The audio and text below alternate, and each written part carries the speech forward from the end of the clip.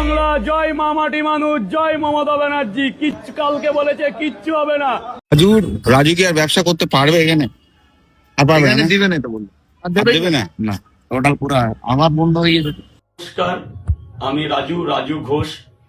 কিছুদিন ধরে কিছু কথা সোশ্যাল মিডিয়ায় আসছে যে আমি জয় শ্রীরাম বলিনি কিংবা জয় বাংলা বলেছি। হ্যাঁ, আমি আমি ভুল করেছি। আমি আবেগে মত্ত হয়ে কিংবা কিছু কন্টেন্ট ক্রিয়েটারদের পাল্লায় পড়ে আমি জয় শ্রীরাম বলিনি, কিন্তু জয় বাংলা বেশি বলেছি আবেগ মধ্য হয়ে। কিন্তু আমি একজন সামান্য খেটে খাওয়া মানুষ। সারা রাত জেগে আমি পরোটা করে 3টে পরোটা আনলিমিটেড তরকারি বিক্রি করি শিয়ালদা এনআরএস সাবওয়ের ওখানে। বিগত দিনে অনেকে অনেক রকম ফোন করে বলছেন, কিন্তু দেখুন আমারও একটা পরিবার আছে, আমারও ঘরে বউ সন্তান আছে, বাবা মা আছে। তো কোনো কিছু আবেগে কান্না দিয়ে আমাকে আমার দোকান করতে দিন।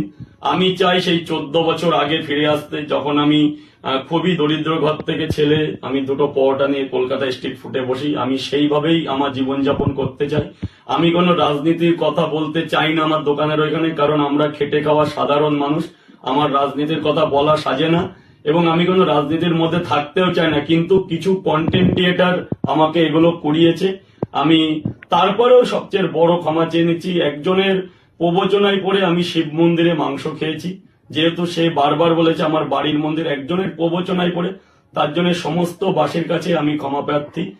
তো আমি আমার দোকানটা খুলতে চাই, না হলে আমার ঘরে আমার সংসারে খুবই অভাব অনটন পড়ে গেছে।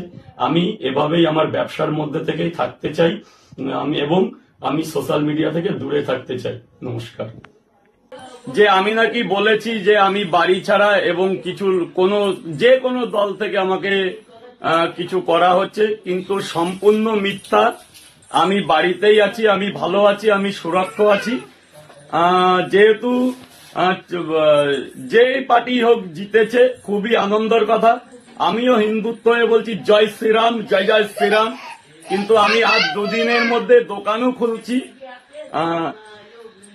তো আমার প্রতি কোনো অবচাল করা হয়নি, আমাকে কেউ মারধরও করা হয়নি। সম্পূর্ণ মিথ্যা এবং কিছু লোক কথার জালে ফাঁসি এগুলো করছে।